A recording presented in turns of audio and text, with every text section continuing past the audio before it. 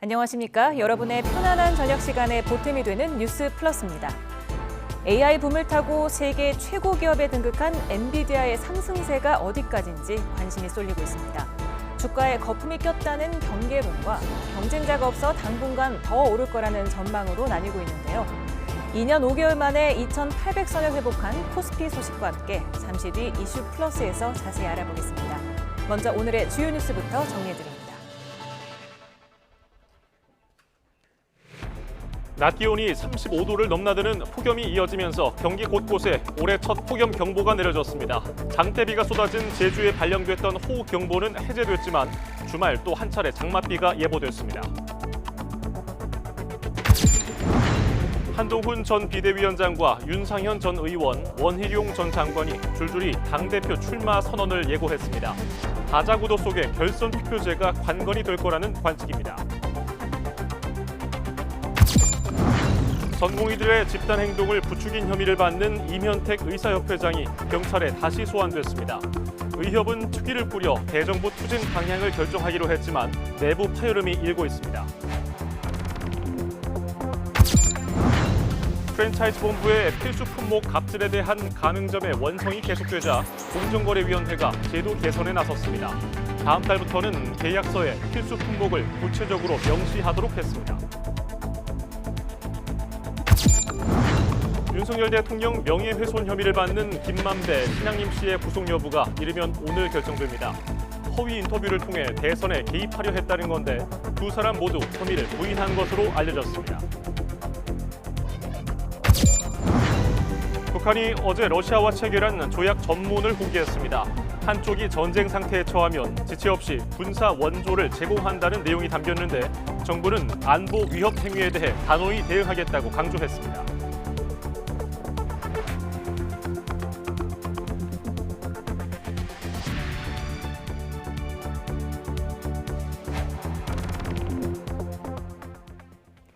뉴스 플러스 첫 소식입니다.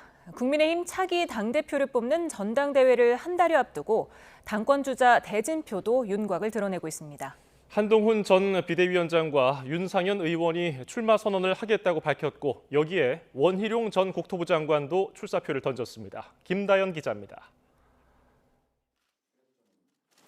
국민의힘 한동훈 전 비상대책위원장이 당권 도전을 공식화했습니다. 지난 총선 패배 이후 비대위원장직에서 물러난 지 두 달여 만에 정계 복귀를 선언하면서 오는 23일 국회 기자회견을 예고했습니다. 한 전 위원장은 최근 당 안팎 인사를 두루 만나고 일일이 전화를 돌리며 지지 기반 확보에 공을 들인 거로 전해졌습니다. 한 전 위원장 측은 원내에서 최소 20명 정도는 충분히 지지해줄 거라 보고 있다며 당내 지지세가 절대 미약하지 않다고 자신감을 내비쳤습니다. 당을 쇄신하고 당을 바꿀 수 있는 것은 원내에서 기득권을 가지고 있지 않은 원외 당 대표가 더 잘 해낼 수도 있다고 생각을 합니다. 5선 중진 윤상현 의원도 전당대회 출마 채비를 마쳤습니다. 여권에선 헌지로 분류되는 수도권에서 다선을 한 만큼 윤 의원은 본인 스스로 당의 체질을 바꿀 적임자라고 강조했습니다. 그 당의 체질을 변화시킬 수 있는 사람. 그리고 대통령한테도 할 말 하는 사람, 누군가 한번 자세히 이제 비교 평가해 주십사. 4월 총선에서 민주당 이재명 대표와 맞붙어 낙선한 뒤 자맹을 이어온 원희룡 전 국토부 장관도 당정 일체론을 내세우며 당권 도전 의사를 밝혔습니다. 지금은 당과 정부가 한마음 한뜻으로 총선 민심을 온전히 받드는 변화와 개혁을 이뤄내야 한다는 결론을 내렸다며 출마 배경을 설명했습니다. 유력 당권 주자인 나경원 의원은 막판 고심을 거듭하고 있습니다.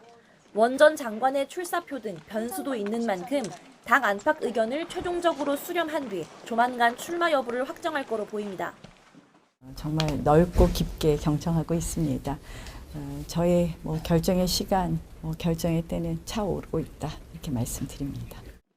안철수 의원에 이어 초선 김재섭 의원은 불출마를 선언했고 또 다른 잠재적 주자인 유승민 전 의원은 장고를 이어가고 있습니다. 전당대회 룰 개정 과정에서 당대표 1인 중심의 단일 지도체제가 유지되면서 일각에선 불출마가 잇따를 거란 우려도 있었지만 여권 중량급 인사들의 출사표가 잇따르고 다자 구도가 예상되면서 일단 전당대회 흥행에는 청신호가 켜졌다는 분석도 나옵니다. YTN 김다현입니다. 이처럼 여당 당권 경쟁이 다자구도, 4파전 양상을 보이면서 일각에서는 친윤계의 반한동훈 전선 구축 시도라는 해석도 나왔습니다. 한 전 위원장을 제외한 후보들 사이 느슨한 연대를 통해서 결선 투표 뒤집기를 노리는 거 아니냐는 건데 한 전 위원장 측은 곱지 않은 시선을 보내고 있습니다. 박광열 기자입니다. 원희룡 전 장관의 출마 입장문에서 가장 눈길을 끄는 부분은 당과 정부의 한뜻을 강조한 이른바 당정 일체론입니다. 앞서 원 전 장관은 서울 양평고속도로 특혜 의혹 논란 당시 사업 백지화 카드까지 꺼내들며 김건희 여사를 향한 야권 공세에 호위무사를 자처했다는 평가도 나왔습니다. 이 정부에서 추진되었던 모든 사항을 백지화하겠습니다. 제가 전적인 책임을 집니다. 저의 정치 생명과 장관직을 걸었지 않습니까? 민주당은 민주당 간판을 거십시오. 한동훈 대세론의 대항마가 마땅찮은 친윤계가 한 전 위원장 용산 불화설의 빈틈을 파고들 적임자로 원 전 장관을 택한 것 아니냐는 관측이 나오는 이유이기도 합니다.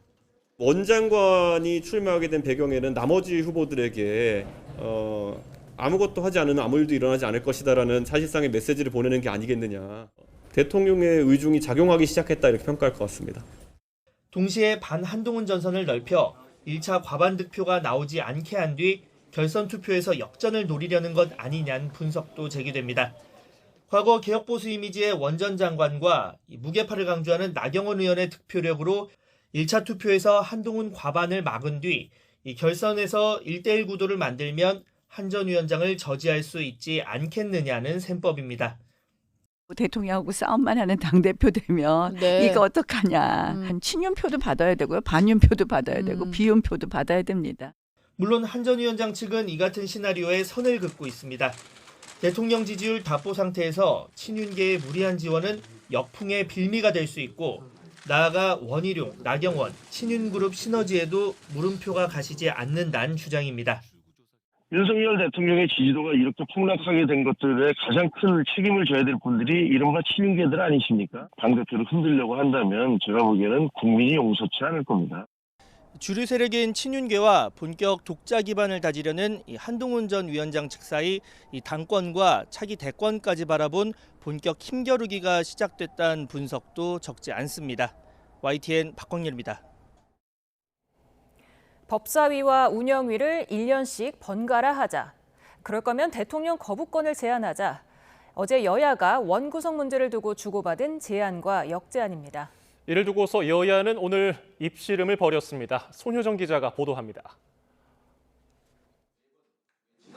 원구성 쟁점인 법사위 운영위 위원장을 1년씩 번갈아가며 맞자는 여당 제안을 민주당이 사실상 거부하자 국민의힘은 불쾌감을 숨기지 않았습니다. 협상안을 제시하기는커녕 모든 제안을 요지부동으로 거부하고 있다는 겁니다. 특히 민주당이 내건 거부권 중단 조건을 가리켜 헌법에 명시된 제2요구권을 거부하는 건 결국 법대로가 명심대로임을 증명하는 거라고 지적했습니다. 오만한 말장난이나 하면서 무조건 민주당의 폭주에 동참하라는 것은 여당 의원들까지 이재명 대표의 방탄부대로 민주당은 두 상임위는 거래 대상이 될 수 없다고 못 박았습니다.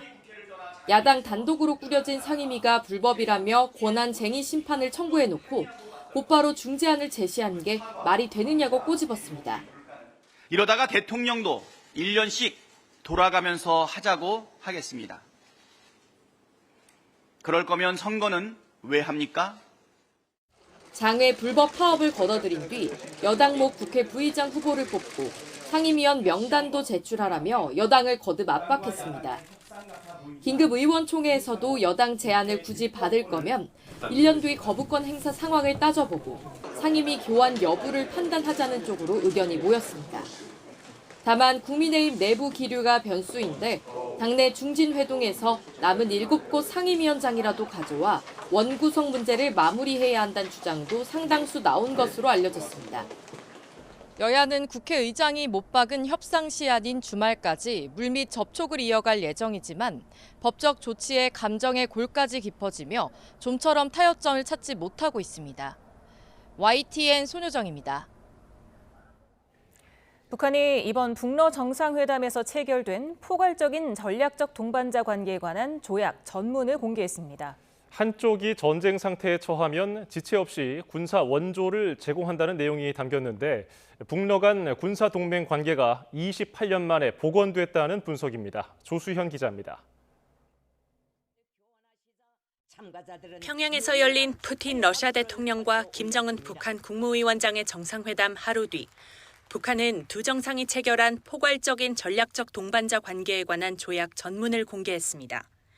이 문건의 제약국들 중 일방이 침략을 받는 경우 호상 지원을 제공하는 것도 예견하고 있다고 하면서 공개된 조약문 제4조를 보면 군사동맹의 조건인 유사시 자동 군사 개입 조항의 여지가 있는 내용이 담겼습니다. 상방 중 어느 한쪽이 무력 침공을 받아 전쟁 상태에 처하게 되면 다른 한쪽은 유엔 헌장 제51조와 북한과 러시아 법에 준하여 지체 없이 보유한 모든 수단으로 군사적 및 기타 원조를 제공한다고 돼 있습니다. 지난 1961년 북한과 옛 소련이 체결한 조약과 유사한 내용인데 유엔 헌장과 북러 법에 준한다는 내용이 추가됐습니다. 유엔 헌장 제51조는 유엔 회원국의 무력 공격이 있을 경우 개별적 집단적 자위권을 가질 수 있다는 내용인데 정당성을 강조하기 위해 이를 적시한 것으로 보입니다. 여기에 북러 법에 준하여는 북러 법에 따라 군사 개입 여부를 결정할 수 있다는 해석과 동시에 자동 개입 등 양쪽으로 가능성을 열어둔 문구로 해석됩니다. 자동 개입으로 해석이 가능한 것은 기존에 북한과 러시아가 이미 자신들의 법에 따라서 그런 것을 정해놓고 그런 유사시가 됐을 때 지체 없이 그런 군사적인 원조를 포함해서 제공하겠다라고 읽을 여지도 있는 거죠. 군사적 지원의 의미에 대해서도 북러법에 따라 무기 등 간접적 지원부터 참전, 핵 우산까지 가능하도록 했다는 분석입니다. 조약의 효력은 무기한으로 효력 중지를 원할 경우 상대 측의 서면으로 통지하면 1년 뒤 효력이 중지됩니다. 북러 관계가 28년 만에 사실상 군사동맹 관계로 복원됐다는 평가와 함께 협정에 기한이 없는 점 또한 국제사회의 우려를 키우고 있습니다. YTN 조수현입니다. 정부는 러시아와 북한이 국제사회의 거듭된 경고에도 포괄적 전략 동반자 조약을 체결하고 유엔 안보리 결의를 정면 위반하는 군사기술 협력을 공개적으로 언급한 데 대해 유감을 표했습니다. 임수석 외교부 대변인은 정례 브리핑에서 북한이 공개한 조약 전문에 대한 정부 입장을 묻자 이같이 말했습니다. 이어서 국제사회와 함께 우리 안보를 위협하는 어떠한 행위에 대해서도 그에 상응해 엄중하고 단호히 대응해 나갈 것이라고 강조했습니다. 윤석열 대통령 명예훼손 혐의를 받는 화천대유 대주주 김만배 씨와 신학림 전 언론노조 위원장이 구속 갈림길에 섰습니다.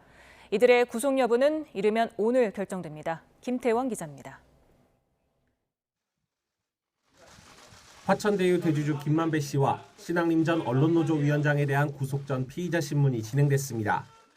지난 대선 국면에서 대장동 사건과 관련한 허위 인터뷰를 공모해 윤석열 대통령의 명예를 훼손했다는 의혹과 관련해서입니다. 김 씨는 지난 2021년 신 전 위원장과의 대화에서 당시 대검찰청 중수 이과장으로 있던 윤 대통령이 부산저축은행 사건에서 대장동 브로커 조우영 씨 사건을 덮어줬다는 취지로 말했습니다. 이후 신 전 위원장이 몸담은 인터넷 언론 뉴스타파가 지난 대선 사흘 전에 이 대화 녹음 파일을 보도했습니다. 그런데 대화가 이뤄진 뒤 김 씨가 신 씨에게 책 3권을 산다면서 1억 6,500만 원을 건넨 것으로 나타났습니다. 검찰은 이들이 대장동 의혹에 대한 비판 여론을 윤 대통령으로 돌리기 위해 허위 인터뷰를 하고 책값으로 꾸민 큰 돈을 대가로 주고받았다고 의심하고 있습니다. 검찰은 구속심사에서도 김 씨가 사업이익 때문에 친한 언론인을 포섭해 선거에 개입하려 한 거라며 구속 필요성을 설명한 걸로 전해졌는데 신 전 위원장 측은 선거 개입 의도는 없었다고 반박했습니다. 난 이거 순전히 혼맥 연구를 위해서 녹음을 내가 몰래 한 건데 이 지금 윤석열이가 대선 후보 토론회에서 저렇게 답변하는 것을 보니 공개를 해야 되겠다. 김 씨도 신 전 위원장이 사적인 대화를 몰래 녹음해서 보도한 거라고 주장해왔는데 신문에서도 같은 입장을 유지한 걸로 알려졌습니다. 신 전 위원장에게 전달했다는 돈도 책값일 뿐 허위 인터뷰 대가는 아니라는 취지입니다. 지난해 9월 수사에 나선 지 9달 만에 청구된 구속영장.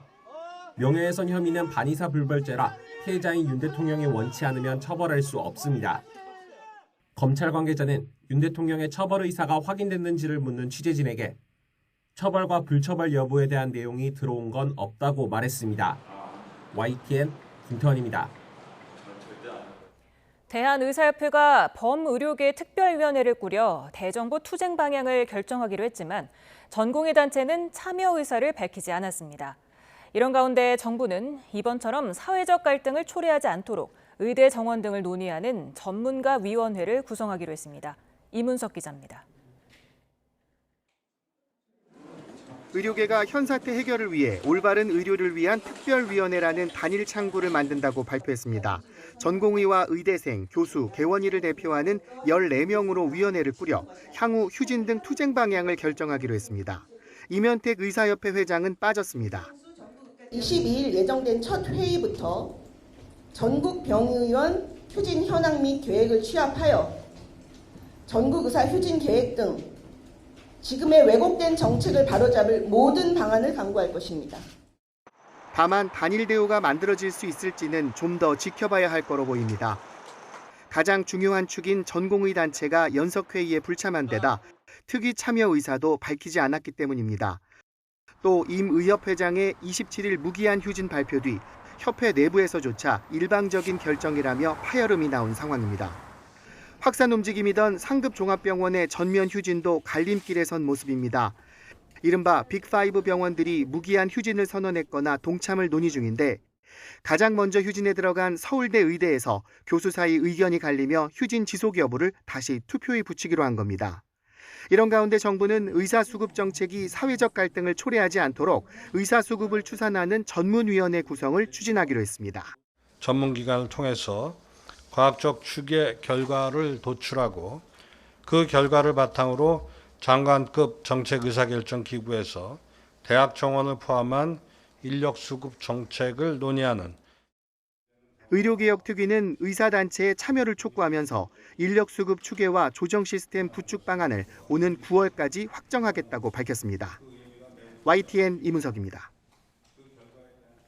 전공의들의 집단 행동을 부추긴 혐의를 받는 이면택 대한의사협회장이 재차 경찰 조사를 받았습니다. 임 협회장은 조사에 들어가면서 의사들에게는 죄가 없다고 말했습니다. 신규희 기자가 보도합니다. 전공의들의 사직을 부추겨서 병원 업무를 방해하도록 했다는 혐의로 고발된 임현택 대한의사협회장. 수사가 시작된 지난 2월부터 일관되게 전공의들의 사직은 자발적이었고 원인 제공은 정부가 했다고 주장해왔습니다. 자신을 비롯한 의협 간부들과 전공의들에게는 죄가 없다는 얘긴데 경찰에 다시 출석한 자리에서도 같은 주장을 이어갔습니다. 전공의가 특별한 죄가 없다라는 거는 의사 회원뿐만 아니라 전 국민이 다 아시는 내용입니다. 저를 포함한 의협 전현직 임원들에 대한 혐의에 대한 여부 또한 역시 마찬가지입니다. 하지만 경찰은 임 협회장 등이 의협 산하단체에 단체 행동 지침을 전파하고 SNS 등을 통해 이를 독려했다고 보고 있습니다. 수사 초기 단계부터 의협 간부들을 줄줄이 소환하고 여러 차례 압수수색하는 등 고강도 수사를 벌였습니다. 여기에 임 협회장이 앞선 소환에서 1시간 만에 조사를 거부하고 귀가하면서 경찰은 이번 추가 소환 조사를 늦은 오후까지 진행했습니다. 의협은 임 협회장에게 적용된 업무 방해 등의 혐의가 부당하다면서 조사 자체가 정부의 탄압이라고 주장하고 있습니다. 우리 죄 없는 전공의들에게 내린 부당한 명령을 취소하기는커녕 이에 대한 부당한 죄목을 씌워서 우리 협회장님을 조사하고 또 의협을 해체하겠다는 등 협박과 탄압을 이어가고 있습니다. 의협은 무기한 집단 휴진 방침까지 선언했지만 경찰은 보건복지부의 요청이나 고발이 있다면 현장 실사 지원과 수사를 진행하겠다고 밝힌 상황이라 수사 범위는 더 확대될 전망입니다. YTN 신기혜입니다. 폭염 기세가 꺾이지 않으면서 서울은 오늘도 35도를 넘는 무더위가 이어졌습니다. 제주도에서 시작한 장맛비는 이번 주말에 점차 남부 내륙까지 확대할 전망입니다. 김민경 기자입니다. 이른 폭염이 덮친 서울 도심은 오늘도 더위에 허덕였습니다. 뜨겁게 내리쬐는 햇볕에 양산을 꺼내든 사람들도 많아졌습니다. 작년에 6월엔 이렇게까지 안 더웠던 것 같은데 벌써 6월부터 더워져가지고 좀 걱정되고 양산을 사야 하나 좀 고민이 돼요. 요즘 모자 없으면 못 나갈 것 같아요. 펄펄 끓는 아스팔트에서는 연신 아지랑이가 피어오르고 그늘과 바닥 분수는 필수 코스가 됐습니다. 날씨가 너무 더워서 잘못 왔다고 생각했는데 물놀이 하니까 좋고 체험학습으로 왔는데 너무 좋았다고 생각해요. 서울 낮 기온은 35.4도. 이틀째 한여름 같은 날씨가 이어졌습니다. 경기도에도 올여름 첫 폭염경보가 내려져 고양시 덕양구에선 기온이 37도까지 치솟았습니다. 북춘천 36.1도, 철원 35.8도, 동두천 35.2도 등 중부지방 곳곳에선 6월 중순 최고 기온을 새로 썼습니다. 남부지방은 흐린 날씨 속에 하루 만에 심한 폭염이 꺾여 낮 기온이 30도 아래로 뚝 떨어졌습니다. 제주도 부근으로 정체전선이 지나고 있기 때문인데 장맛비는 제주도에서 하루 더 이어진 뒤 주말 사이 남부 내륙으로 확대할 전망입니다. 정체전선이 점차 북상하면서 22일 남부지방에 장맛비가 시작되겠고 특히 전라권에는 최대 100mm 이상의 많은 비가 오는 곳도 있겠습니다. 중부에도 주말 사이 비가 내리겠지만 일부 지역에서 적은 양에 그칠 전망입니다. 기상청은 중부 장마는 예년보다 조금 늦은 다음 주 후반쯤 시작될 가능성이 클 것으로 내다보고 있습니다. YTN 김민경입니다. 무더운 날씨 속에 쪽방 주민들이 강제 퇴거를 요구받자 주거권 침해라며 반발했습니다. 16개 단체로 이루어진 2024 홈리스 주거팀은 시청 앞에서 기자회견을 열고 서울시에 대책을 요구했습니다. 앞서 서울 회현동에 있는 고시원에서는 지난달 25일부터 두 차례에 걸쳐 건물 노후화로 철거를 해야 한다며 오늘까지 주민들에게 퇴거하라고 요구했습니다. 일찍 찾아온 무더위에 전력 수요가 지난해보다 빠르게 늘고 있습니다. 올여름 최대의 전력 수요는 기업체들이 휴가를 마치고 복귀하는 8월 둘째 주가 될 것으로 보입니다. 최하영 기자입니다. 폭염이 계속되고 기업체들의 휴가 복귀가 늘면서 오늘 오후 전력 수요가 역대 여름철 최고 기록을 경신했습니다. 지난해 펄펄 끓는 무더위에 전력 수요는 93.6기가와트까지 치솟았습니다. 올해는 더위가 일찍 찾아오면서 지난해보다 전력 수요가 빠르게 늘고 있습니다. 올여름 최대 전력 수요는 기업들이 휴가를 마치고 복귀하는 8월 둘째 주가 될 전망입니다.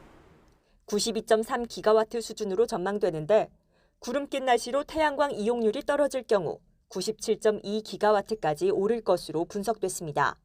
이에 정부와 전력당국은 올여름 전력 공급 능력을 최대 104.2기가와트까지 확보했습니다. 이를 위해 지난 4월 상업운전을 시작한 신한울 2호기를 포함해 원전 21기를 가동할 계획입니다. 또 발전기 고장이나 이른 폭염으로 전력 수요가 급증할 경우를 대비해 비상 수급 대책도 세웠습니다.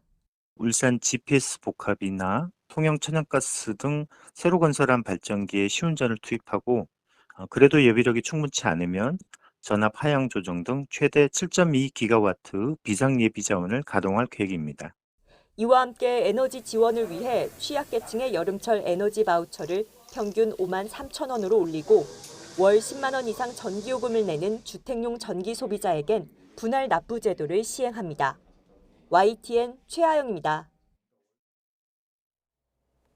기온이 오르는 6월부터 벌의 활동이 활발해져 벌쏘임 사고가 늘어난다고 합니다.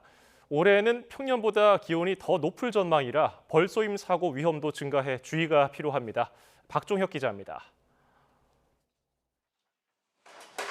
벌집 주위로 보기에도 위협적인 말벌이 날아다닙니다. 보이는 걸로는 든 검은 말벌입니다. 출동한 소방관이 안전장비를 갖춰 입고 벌집을 안전하게 제거합니다. 벌 쏘임이나 벌집 제거 신고는 6월부터 늘기 시작합니다. 기온이 올라 벌의 활동이 왕성해지고 사람들의 활동도 증가하기 때문입니다. 벌집 신고는 6월이 지나면서 증가하기 시작합니다. 7, 8월이 지나면서 일벌 개체수가 증가하고 특히 올해엔 월 평균 기온이 평년보다 높을 확률이 50% 이상이라 벌 관련 사고 위험도 높아졌습니다. 벌 쏘임을 미리 막기 위해서는 산에 갈 땐 반드시 모자를 쓰고 긴 소매 옷을 입는 게 좋습니다. 벌은 검정 등 어두운 색의 공격성을 보이는 만큼 밝은색 옷을 선택하는 게 도움이 됩니다. 특히 벌집을 발견하면 건드리지 않아야 하고 팔을 휘두르는 등의 큰 몸짓은 피해야 합니다. 만약 벌에 쏘였다면 알레르기 반응이 있는지 잘 살펴야 합니다. 손으로 제거하려 하지 마시고 카드를 사용하여 긁어내듯이 제거해야 합니다. 그리고 알러지 반응이 일어나는지를 관찰하여 몸이 붓거나 호흡이 가빠지는 등의 증상이 나타나신다면 소방당국은 사고 예방을 위해 벌집 사전 제거 신고제를 적극 활용해달라고 당부했습니다. YTN 박종혁입니다. 인도 연방정부보건부는 지난 3월부터 그제까지 폭염으로 인한 사망자가 110여 명, 입원 환자는 4만여 명으로 집계됐다고 밝혔습니다. 인도 북부와 동부를 중심으로 평년보다 더 길고 강한 폭염이 지속되고 있는데 수도 뉴델리는 18일 밤 기온이 35.2도로 55년 만에 최고를 기록했습니다. 뉴델리에서는 최근 이틀 동안 폭염으로 20명이 숨졌으며 실제 사망자는 훨씬 더 많을 거라고 현지 언론은 보도했습니다. 이재명 더불어민주당 대표는 쌍방울그룹의 불법 대북 송금 의혹에 대해 희대의 조작 사건이라며 관련 혐의를 부인하고 있습니다. 하지만 검찰이 이 대표를 재판에 넘기며 작성한 공소장엔 이 대표가 대북 송금 추진 과정에서 여러 차례 보고받고 승인한 정황이 담긴 걸로 나타났습니다. 박정현 기자입니다.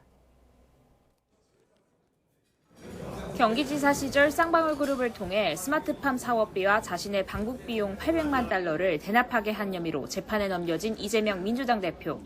검찰이 작성한 50페이지 분량의 공소장에는 이 대표가 대북 송금 과정을 인지하고 관여한 정황이 곳곳에 담겼습니다. 검찰은 공소장에서 이 대표가 도지사 시절 사소한 것도 직접 보고받았을 뿐 아니라 대북 사업에 대해선 특히 철저히 관리해왔다며 대납 사실을 보고받고 승인함으로써 공모했다고 적시했습니다. 지난 2019년 1월 쌍방울이 스마트팜 사업비를 대납하기로 공모하면서 이화영 전 경기도 평화부지사가 김성태 전 쌍방울그룹 회장에게 지사도 대납 사실을 다 알고 계신다며 독려했다는 것도 눈에 띄는 대목입니다. 공소장에는 이 대표가 결재한 이 전 부지사의 중국 출장 계획서도 제시됐습니다. 북한 경제특구에 중소기업 진출 방안을 모색하겠다는 내용이 담겼는데 검찰은 이 대표가 해당 기업이 쌍방울이란 사실을 알고 있었다고 판단했습니다. 또 출장 뒤 이 전 부지사가 이 대표에게 제출한 보고서에는 이 전 부지사와 김 회장, 북한 측 관계자들이 함께한 술자리 사진도 첨부됐다고 적었습니다. 이외에도 2019년 1월과 7월 이 대표와 김 전 회장이 두 차례 통화했다는 김 전 회장의 진술 내용이 근거로 명시됐습니다. 공소장에는 쌍방울이 스마트팜 사업비를 대납하게 된 배경도 상세히 나와 있습니다. 대북 제재로 사실상 경기도가 사업비를 건네기 어렵게 되자 북측 관계자가 200~300만 달러라도 현금으로 먼저 달라고 재촉했다는 겁니다. 이후 2달쯤 뒤 김 전 회장은 북측에 200만 달러를 먼저 전달했습니다. 이 대표는 관련 혐의를 일체 부인하고 있습니다. 북한에 가겠다고 돈을 수십억씩 대신 내달라고 하면 이게 뇌물죄의 중대 범죄인데 그런 걸 이화영 부지사가 요구했다는 겁니까? 이화영 부지사가 정신이 나갔거나 아니면 바보거나. 향후 재판에서도 이 대표가 대북 송금 대납 사실을 인지했는지를 놓고 검찰과 이 대표 측의 치열한 공방이 예상됩니다. YTN 박정현입니다. 일제강점기에 세워져 1980년대까지 운영된 수용소 선감학원에서 가혹행위를 당한 피해자들에게 국가와 경기도가 20억 원 넘는 돈을 배상해야 한다는 법원 판단이 나왔습니다. 재판부는 선감학원 피해자와 유가족 등 13명이 국가와 경기도를 상대로 낸 소송에서 피해자들에게 적게는 4천여만 원에서 많게는 4억 원까지 모두 22억 원가량을 배상하라고 판결했습니다. 피해자들은 선고 뒤 기자회견을 열고 법원이 국가와 경기도 책임을 인정한 건 환영한다면서도 형제복지원 등 다른 사례보다 적은 금액이 인정된 점은 아쉽다고 밝혔습니다. SK이노베이션이 노소영 관장의 아트센터 나비를 상대로 건물을 비워달라며 낸 소송의 결론이 내일 나옵니다. 소송 대상이 된 건물은 지난 2000년 아트센터 나비가 문을 연 SK그룹 본사 건물 4층으로 지난 2017년 최태원 SK 회장이 노 관장을 상대로 이혼 조정 신청을 낸 이후 계약이 끝난 걸로 알려졌습니다. 육군 12사단 훈련병 사망 사건과 관련해 규정을 위반한 얼차려를 지시한 중대장과 부중대장에 대한 구속영장이 청구됐습니다. 내일 오전 구속 전 피의자 신문을 거쳐 구속 여부가 결정될 예정입니다. 홍성욱 기자입니다. 숨진 훈련병이 강원도 인제 육군 12사단 신병교육대에 입소한 건 지난달 13일. 입소 9일차 전날 밤 떠들었다는 이유로 동료 훈련병 5명과 함께 얼차려를 받았습니다. 완전 군장 상태에서 구보와 팔굽혀펴기, 선착순 달리기 등 규정을 위반해 이뤄진 얼차려. 연병장에서 쓰러진 뒤 민간 병원으로 이송됐지만 이틀 뒤 끝내 숨졌습니다. 군 당국은 사건을 경찰에 넘겼고 경찰은 수사 전담팀을 꾸렸습니다. 얼차려 지시를 내린 중대장과 부중대장을 업무상 과실치사와 직권남용 가혹행위로 입건했고 소환 조사 후 지난 18일 구속영장을 신청했습니다. 앞서 살인과 상해취사죄 등으로 처벌해달라는 고발이 잇따랐지만 살인의 고의성이 있다고 판단하지는 않았습니다. 구속 여부는 춘천지방법원에서 열리는 영장실질심사에서 범죄 혐의 소명과 함께 증거인멸, 도주 우려 등을 따져 결정됩니다. 이들이 출석을 거부하지 않는다면 사건 발생 이후 처음으로 모습을 드러낼 것으로 보입니다. 그 사이 숨진 훈련병과 함께 입소한 동기들은 6주간의 신병교육 훈련을 마쳤습니다. 수료식장에는 추모 분향소가 마련됐습니다. 그냥 걔도 이 자리에 같이 있었으면 좋겠다. 그리고 뭐 여러 부모님들 이렇게 하듯이 내 자식은 아니지만 계속 이렇게. 숨진 훈련병의 어머니는 서울 용산역 광장에 차려진 시민추모 분향소를 찾아 아들을 돌려달라며 통곡했습니다. YTN 홍석입니다. 전북 전주의 한 제지 공장에서 설비 점검을 하던 10대 노동자가 숨진 사고를 두고 유족과 노동단체가 철저한 조사를 요구했습니다. 민주노총 전북본부는 고용노동부 전주지청 앞에서 기자회견을 열고 사고가 난 공장을 특별 근로감독해서 법 위반 사항이 있으면 강력히 처벌하라고 촉구했습니다. 노조는 숨진 노동자가 사고 후 1시간가량 방치됐다가 숨졌다며 2인 1조 작업도 지켜지지 않았다고 주장했습니다. 음주운전 사고로 사람을 다치게 한 뒤에 술을 마신 사실을 무마하기 위해 사고 이후 편의점에서 맥주를 마신 30대가 항소심에서도 실형을 선고받았습니다. 전주지방법원은 33살 A씨에 대한 항소심에서 피고인의 항소를 기각하고 징역 1년 6개월을 선고한 원심을 유지했습니다. 재판부는 피고인이 무면허 상태로 음주운전을 반복하고 수사기관 체혈 과정에서 편의점에 가 맥주를 마시는 등 죄질이 나쁘다고 기각 이유를 밝혔습니다. 부산항에서 내린 냉동 컨테이너 안에서 시가 100억 원어치가 넘는 코카인이 발견돼 전량 폐기됐습니다.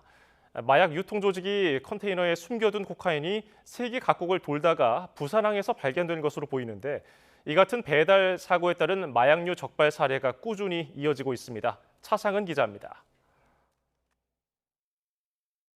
미국에서 출발해 부산항에 도착한 컨테이너를 세관 직원들이 살핍니다. 냉동장치 덮개를 뜯어 안쪽을 조사해보니 노란색 비닐로 포장된 덩어리가 곳곳에 숨겨져 있습니다. 대박! 와, 진짜 있네. 와. 비닐에 쌓인 물체의 정체는 바로 코카인. 무게는 33kg, 시중 거래가로는 160억 원어치가 넘는 양입니다. 미국 마약 단속국과 함께 수사에 나선 검찰은 화물 수입업체 등을 상대로 조사를 벌인 결과 국내에서는 코카인 밀반입과 관련된 사람이 없다는 결론을 내렸습니다. 코카인이 실린 컨테이너의 과거 경로를 보면 지난해 브라질 산토스항에서 출발해 모로코 탕헤르항을 거친 사실이 확인됐습니다. 마약 조직의 유럽 유통망으로 알려진 곳입니다. 검찰은 모로코에서 미처 코카인을 빼내지 못한 탓에 10여 개 국가를 돌다가 부산항에서 발견된 것으로 보고 있습니다. 중남미에서 유럽으로 코카인이 밀반입되는 주요 루트이고, 그리고 우리나라가 코카인의 주요 소비국이 아니기 때문에 그런 결론을 내게 됐습니다. 검찰은 발견한 코카인을 압수해 모두 폐기했습니다. 최종 목적지가 우리나라가 아닌 이른바 배달 사고에 따른 마약류 적발 사례는 꾸준히 증가하는 추세입니다. 올해 초에는 부산을 거쳐 유럽으로 향할 예정이었던 화물선에서 코카인 100kg이 발견됐고, 지난 2021년에는 남미에서 아보카도로 싣고 온 컨테이너 안에 무려 400kg이 넘는 코카인이 실려 있기도 했습니다. 검찰은 우리 세관의 강도 높은 검사 덕분에 국제 마약류 유통이 부산항에서 사전에 차단되고 있다고 설명했습니다. YTN 최상훈입니다. 전북 부안 지역의 지하 단층 조사가 계획보다 8년 앞당겨져 올 하반기부터 시행됩니다. 기상청은 그동안 지진 발생이 상대적으로 적어 2032년 조사 예정이었던 호남 내륙의 지하 단층을 하반기부터 본격 조사할 계획이라고 밝혔습니다. 지난 12일 전북 부안에서 발생한 규모 4.8 지진을 계기로 시기가 앞당겨졌습니다. 외교 차량을 몰고 나온 중국 여성이 길을 막고도 적반하장으로 막말을 내뱉는 영상이 공개됐습니다. 이 운전자는 중국이 주도하는 국제우주기구의 수장으로 밝혀져 비난이 더 커지고 있습니다. 베이징 강정규 특파원입니다. 일요일 오전 베이징의 한 아파트 단지 앞길, 외교 번호판을 단 차가 도로를 막고 서 있습니다. 뒤차 운전자가 경적을 울리고 哎，哥们儿，使馆车就能随便停是吗？有你这么停车的吗？停不了车。 차에서 내려 항의도 해보지만 아랑곳하지 않습니다. 남편과 애완견을 관용차에 태우려던 거로 보이는데 오히려 자신을 촬영했다며 공안에 먼저 신고합니다. 그래도 화가 풀리지 않았는지 적반하장으로 욕설과 모욕적인 말을 내뱉습니다. 混蛋！懂什么叫使馆车吗？懂吗？啊，懂什么叫外交豁免权吗？ 결국 경찰이 출동해 단속에 나섰고 주차 위반 벌금을 부과했습니다. 베이징 시내에선 35cm 넘는 개를 키울 수 없다는 규정을 어긴 혐의에 대해서도 조사 중입니다. 外交特权与豁免恰恰只针对外交代表，自己人并没有不受逮捕或者是拘留等等，不是说你上天入地我想干啥干啥。 영상이 공개되자 누리꾼들은 곧 이 여성이 누구인지 찾아냈습니다. 베이징에 본부를 둔 아시아 태평양 우주협력기구 사무총장 위모 씨였던 겁니다. 비난 여론이 들끓자 위 씨는 사죄 영상을 올렸습니다. 我的行为对所在国际组织造成了不良影响，对此深感自责。 2008년에 출범한 이 기구는 이란과 튀르키예, 멕시코 등 11개국이 참여하는 우주협력체입니다. 지난 4월엔 중국이 주도하는 국제 달 연구기지 협력기구에도 합류했습니다. 한 고위직의 막무가내식 언행이 달 탐사에서 미국을 앞지르겠다는 중국의 우주 굴기에 흠집을 낸 셈입니다. 베이징에서 YTN 강정규입니다.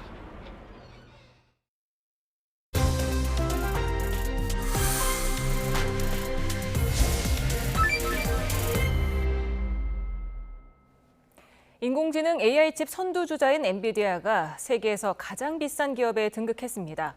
국내 투자자들도 엔비디아를 대거 사들이고 있는 가운데 코스피가 미국발 훈풍으로 2년 5개월 만에 2,800선을 돌파했습니다. 증권가에서는 하반기에 코스피가 3,000선을 넘어설 거라는 전망까지 나오고 있는데요. 관련 내용을 정철진 경제평론가와 함께 짚어봅니다. 어서 오세요. 네, 안녕하십니까. 네, 엔비디아가 불과 몇 년 전만 해도 게임하는 사람들 사이에서는 유명했지 잘 일반인들에게는 널리 알려지지 않았는데 갑자기 이렇게 세계 1위 기업이 됐습니다. 네. 어떻게 보셨습니까? 엔비디아 하면 GPU고요. GPU는 말씀하신 대로 게이머들에게는 굉장히 잘 알죠. 그래픽 처리 장치다라고 할 텐데 2011년 가을 였습니다. 바로 그 유명한 오픈 AI가 나온 챗 GPT가 나오면서부터 일명 생성형 AI 시대가 열리면서부터 완전히 엔비디아의 운명이 바뀌었다. 그로부터 2023, 2024 거의 한 2년 반 정도 만에 주가는 9배 가까이 폭등을 했고 현재 시가총액 1위의 기업이 됐다고 볼 수가 있을 텐데요. 짧게 좀 설명을 해드리면 GPU라는 개념을 좀 알아야 될 것 같아요. 예. 우리가 이제 과거에는 이런 거죠. 뭐 YTN에 대한 질문이 있다라고 한다면 YTN은 어디 있어? 뭐라든가 뭐 YTN은 언제 생겼어? 이 정도의 질문과 답변이 나왔었잖아요. 근데 저 챗GPT 오픈 AI 시대에서는 YTN은 앞으로 어떻게 될 것 같아? 라는 굉장히 더 많은 것을 함의하는 질문을 던지고 이제 AI는 거기에 대한 답변을 해야 됩니다. 그런데 우리가 과거에 이제 명령을 내리고 연산하고 처리하는 거에 CPU라고 아시죠? CPU 시대와 GPU 시대의 차이점은 뭐냐면 CPU 시대는 하나 문제를 해결하는 거예요. 가령 뭐 예, 잠시만요. 예. 저희가 네. 중요한 연결이 있어서 네. 넘겨가 보겠습니다. 북한과 러시아가 어느 한쪽이 무력 침공을 받아 전쟁 상태가 되면 상대에게 지체 없이 군사적 원조를 제공한다는 조약을 체결했죠. 과거 맺었던 자동 군사기획 수준을 사실상 부활시켰다는 평가가 나오는데요. 예, 장호준 국가안보실장 발언 들어보겠습니다. 푸틴 러시아 대통령 방북과 관련해서 저희 그리고 러시아와 북한 간의 포괄적인 전략적 동반자 관계에 관한 조약 체결 등과 관련해서 저희 정부 측 입장을 말씀드리겠습니다. 배포 안 해드렸나요? 정부 성명? 종료 직후 배포 예정 얘기입니다. 제가 일단 배포해드릴 정부 성명 내용을 먼저 말씀드리겠습니다. 정부는 어제 북한과 러시아가 포괄적인 전략적 동반자 관계에 관한 조약을 체결하여 상호 군사 경제적 협력을 강화하기로 한 데 대해 엄중한 우려를 표하며 이를 규탄한다. 특히 6.25 전쟁과 우크라이나 전쟁 등 먼저 침략 전쟁을 일으킨 전력이 있는 쌍방이 일어나지도 않을 국제사회의 선제 공격을 가정하여 군사 협력을 약속한다는 것은 국제사회의 책임과 규범을 저버린 당사자들의 궤변이요 어불성설이다. 정부는 북한의 군사력 증강에 직간접적으로 도움을 주는 어떠한 협력도 유엔 안보리 결의의 위반이며 국제사회의 감시와 제재의 대상임을 분명히 강조한다. 특히 유엔 안보리 상임이사국으로서 대북제재 결의안을 주도한 러시아가 스스로 결의안을 어기고 북한을 지원함으로써 우리 안보에 위해를 가해오는 것은 한러 관계에도 부정적 영향을 미칠 수밖에 없을 것이다. 정부는 우리의 안보를 위협하는 어떠한 행위에 대해서도 국제사회와 함께 단호히 대처해 나갈 것이며 북한의 핵과 미사일을 무력화하기 위한 한미동맹의 확장 억제력과 한미일 안보협력 체계를 더욱 강화해 나갈 것이다. 오늘 아시겠습니다. 오늘 오후에 NSC 상임위원회를 열어서 원래 상임위원회는 매주 목요일 날 개최되기 때문에 원래 예정돼 있었습니다. 그런데 이 문제도 저희가 함께 논의를 했고 아직 러북 간의 구체적인 협의 내용이 다 파악된 것은 아니지만 현재까지 나온 내용들과 또 오늘 오전에 공개된 포괄적 전략적 동반자 관계에 관한 조약 문안 등을 가지고 저희가 일단 분석과 평가를 해서 이와 같은 정부의 입장을 결정을 해서 발표를 하기로 했습니다. 그리고 아울러서 러시아와 북한 간의 무기 운송과 유류 환적에 관여한 러시아와 북한 측 또는 제3국의 선박 4척, 기관 5개, 개인 8명을 저희 독자 제재 대상으로 지정하고 우크라이나 전쟁 이후에 시행되고 있는 러시아에 대한 수출 통제와 관련해서 현재 1,159개 품목이 지정되어 있습니다만 여기에 243개의 신규 품목을 추가로 지정하기로 했습니다. 그래서 총 1,402개 품목이 앞으로 제재 대상이 되겠습니다. 그리고 우크라이나에 대한 무기 지원 문제는 재검토할 예정입니다. 제 발표 사항은 여기까지입니다. 이상입니다. 질문 있으시면은 질문 주시기 바랍니다. 네, 질의응 때부터 사진과 영상은 비공개로 전환하겠습니다. 네, 장호진 국가안보실장이 국가안전보장회의 NSC 상임위를 주재한 뒤 브리핑 진행하는 모습 보셨습니다. 그런가 하면 대통령실 고위 관계자는 또 북러 조약이 자동 군사 개입은 아니다. 또 푸틴은 동맹 표현을 안 했다. 김정은만 동맹을 언급했다는 데 주목했습니다. 예, 또 북러 조약은 심각한 안보 위협인데 그 의도는 분석할 필요가 있다고 대통령실 고위 관계자가 밝혔습니다. 또 북러 제재는 러시아 선박 4척 그리고 북한의 미사일 충국 등이라고 밝혔고요. 오늘 NSC 상임위원회에서 군사적인 대비태세 강화를 논의했다는 내용도 대통령실 고위 관계자 발로 나온 것으로 전해지고 있습니다. 또 우크라이나 지원 방식에 대해서 한국의 우크라이나 지원 방식에 대해서는 러시아가 차차 알게 될 것이라는 내용도 방금 속보로 들어왔습니다. 네. 계속해서 출연 이어가 보도록 하겠습니다. 네, 지금 GPU랑 CPU의 중요한 차이점을 말씀을 해주셨습니다. 다시 한 번만 좀 정리해 주실까요? 그러니까 우리가 이렇게 생각해 볼게요. 문제 해결이라는 거를 어떤 적들이랑 싸운다 이렇게 생각을 해볼게요. 그럼 이제 CPU 방식은 그 적들을 일렬로 딱 세워놓는 거예요.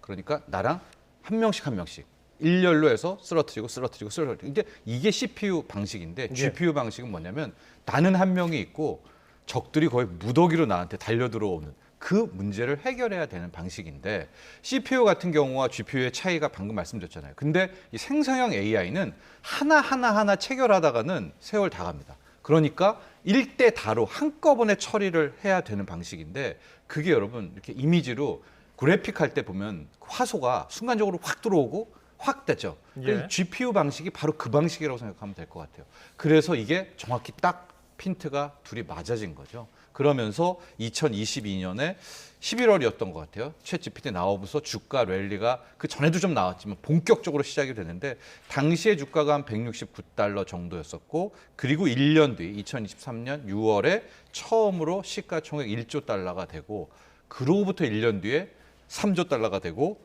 여기서 액면 분할하고 지금 이제 4조 달러.